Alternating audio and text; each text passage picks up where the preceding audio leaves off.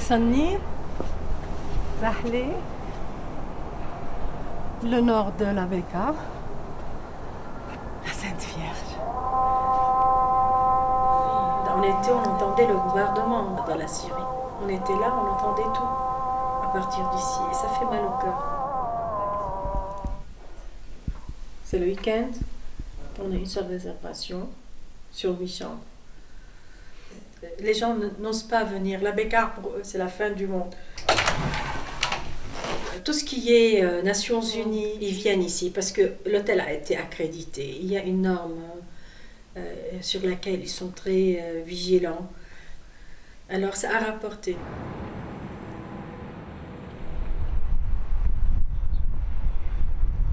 Dans le Casa de Zahle, nous avons 137 000 réfugiés syriens enregistrés avec le HCR. Et pour la ville de Zahle, c'est 10 500.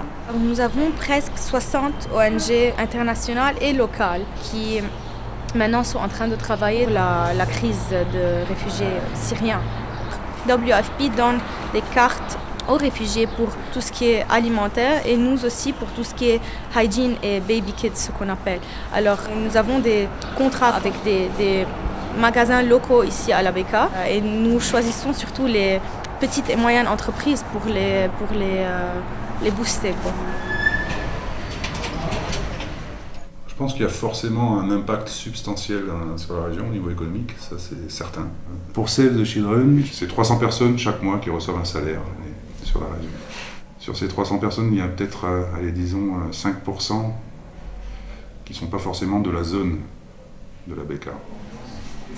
Pour Save the Children, parce qu'il y a d'autres agences qui font ça aussi, il y a au moins 5 millions de dollars par nos programmes au niveau assistance en cash directement aux réfugiés syriens qui sont injectés dans la région, du coup, puisque c'est ici qu'ils retirent l'argent et qu'ils font leurs achats.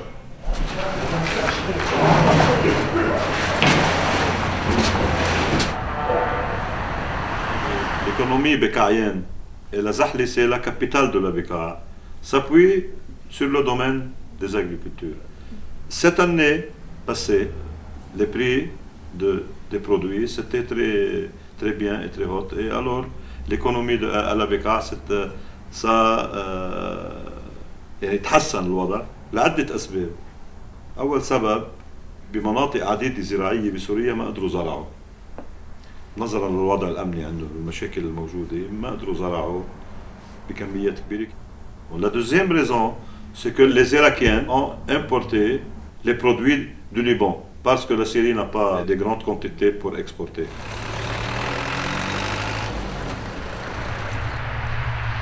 Donc effectivement, on est moins concurrencé par exemple l'agriculture en général syrienne parce qu'elle n'existe plus ou elle est en diminution assez importante. Donc les agriculteurs en général trouvent plus d'acquéreurs pour leurs produits, mais ça c'est je dirais, un impact direct et à court terme. Par contre, à long terme, il y a plus la concurrence au niveau du travail, surtout pour les personnes entre guillemets non qualifiées, donc des petites mains dans les usines et dans l'agriculture, où on sent la concurrence entre la main-d'œuvre syrienne et la main-d'œuvre libanaise. Et puis, effectivement, la main-d'œuvre syrienne est moins chère, elle est bon marché.